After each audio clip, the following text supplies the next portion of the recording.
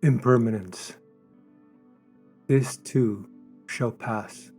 Impermanence is the state or fact of lasting for only a limited period of time.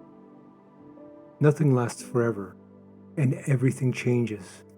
Everything ends. This can be experienced as bad or good. What ending have you recently experienced? Was it the ending of a relationship? Was it a loss, or was it a freeing unburdening, or both? Did you experience it as good or as bad?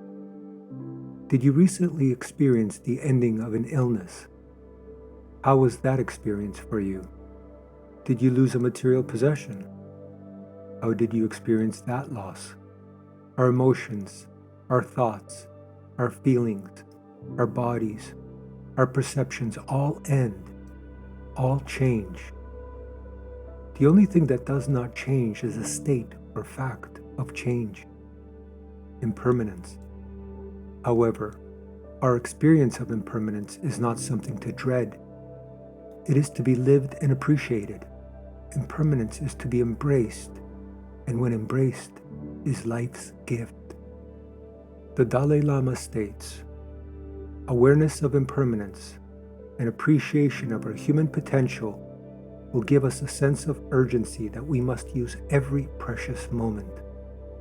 For if impermanence is the only constant, then this precious moment is all we have, and we should live it, experience it to the fullest, knowing that, whether it is wonderful or difficult, all this will come to pass, causes an acceptance that dissipates fear while strengthening gratitude. When you are in the experience of pain, impermanence is a welcome fact. There are many unpleasant experiences that make us grateful for the fact of impermanence. In Greek philosophy, impermanence first appears in the writings of Heraclitus, the philosopher that influenced the Stoics. To Heraclitus, ever-present change is the fundamental essence of the universe. He wrote, "No man ever steps in the same river twice, for it is not the same river, and he is not the same man. Nothing endures but change." In Christianity, Matthew wrote, "Do not store up for yourselves treasures on earth, where moths and vermin destroy, and where thieves break in and steal." Our craving for permanence and our aversion to change is the root of our suffering. Our suffering is born of our reaction to impermanence. We cling to the material world wanting things to last forever, but nothing does. This attachment to external outcomes, to external things, and the threat of the loss is the root of suffering. Accepting that everyone and everything is temporary frees you of suffering. Accepting the moment as it is, whatever it is the deepest of breaths. This is one of the fundamental teachings of Buddhism. The doctrine asserts that all of conditioned existence, without exception, is transient, evanescent, inconsistent. All temporal things, whether material or mental, are compounded objects in a continuous change of condition, subject to decline and destruction. They are not constant or permanent. They come into being and dissolve. The Buddha taught that because no physical or mental object is permanent, desires for or attachments to either causes suffering. The Vietnamese monk Thich Nhat Hanh reminded us that impermanence does not necessarily lead to suffering. What makes us suffering is wanting things to be permanent when they are not. Was your last experience with a state of impermanence painful? To feel the pain of impermanence and loss can be a profoundly beautiful reminder of what it means to exist. To be alive at this moment and to be in awe of change, to be in awe of the process of constant flux of the universe, is the gift within our brief lives of having the privilege of witnessing this grand procession for just a moment. Dr. Paul Wong, founding president of the International Network on Personal Meaning, wrote that craving for happiness necessarily causes us to fear or reject anything that causes unhappiness or pain. Attachment to possession and achievement invariably leads to disappointment and disillusionment because everything is impermanent. Thus, the positive psychology of pursuing positive experiences and avoiding negative experiences is counterproductive because of the very focus on happiness contains the seed of unhappiness and suffering. Failure to embrace life's experience in its entirety is at the root of suffering.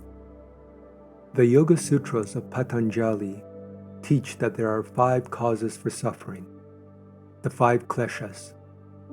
Not knowing the true nature of reality, we mistake the material world as something permanent and unchanging when it is, in fact, impermanent. Identification with a false sense of self, or ego. We mistake our ego for our true self when, in fact, it too is a field of change and is constantly transforming. Attachment to objects of desire. We become attached to an idea of permanence in a field of impermanence. We cling to objects of desire that will one day be taken from us. Aversion or avoidance of things you don't want. We suffer on an endless treadmill of avoiding things that are, as all things, momentary. The fear of death. We suffer the anxiety of trying to deny that our own life is a finite existence. The great 12th century Japanese Zen master Dogen wrote, "Impermanence is itself Buddha nature." For Dogen, impermanence is practice. Practice is not the way to cope with or overcome impermanence. It is the way to fully appreciate and live it. Nothing appears unless it appears in time, and whatever appears in time eventually vanishes. Practice is having the wisdom and the commitment to see the difference between what we commit ourselves to pursuing in this human lifetime and what we commit ourselves to letting go of. The happiness that spiritual practice promises is not endless bliss, endless joy, and soaring transcendence. Who would want that in a world where there is so much injustice, so much tragedy, so much unhappiness, illness, and death? To feel the scourge of impermanence and loss, and to appreciate it at the same time profoundly as the beautiful essence of what it means to be at all. This is the deep truth reverberating in the Buddha's last words. Everything vanishes. Practice goes on. Turning the attention to notice the endings of things can be an interesting practice to try. What can we learn when we pay attention to the ending of things? The first thing we notice when trying to find the end of something is how everything is constantly changing. Nothing is free from this constant flow of life. Paying attention to the endings of things is a way to take a step back and become a neutral observer. Impermanence is not only loss, it is also change. And change can be refreshing and renewing. In fact, change is always both good and bad, because change, even when it is refreshing, always entails loss. Nothing new appears unless something old ceases. Noticing the ending of things builds acceptance of impermanence. This is a way to deepen the understanding of the mind and how it relates to the movement of life. It illuminates the habits of clinging and pushing away. These are the self-imposed additions to our suffering that we practice letting go of. Pay attention to the endings, and you will find greater ease with the flow of life. Notice what your mind does when you come to the end of things. Is it planning for the next thing and stealing away the actual ending of the current thing? Is it wanting more and clinging to the moment? Is it deluded and not even noticing that there is an ending happening? By being present for the ending, you will have much smoother beginnings. It can be sad that things don't last forever, but remembering this can be helpful when we are enmeshed in difficult emotional states. Thanks to impermanence, this too shall pass, whatever this is. We can let the awareness that all things end wake us up to the importance of enjoying things, or finding the courage of experiencing things when they are happening, knowing we may never pass this way again. When we cling to the idea of things lasting forever, we shield ourselves from experiencing here and now. We think we have forever to get around to things. We don't. But knowing this can set us free from disappointment and wake us up to getting on with things before the moment passes. It might be the letter you meant to write, the show you meant to go to, or even telling someone you love them. As we keep our awareness of impermanence, we find it easier to do things, not having tricked ourselves into thinking we have forever.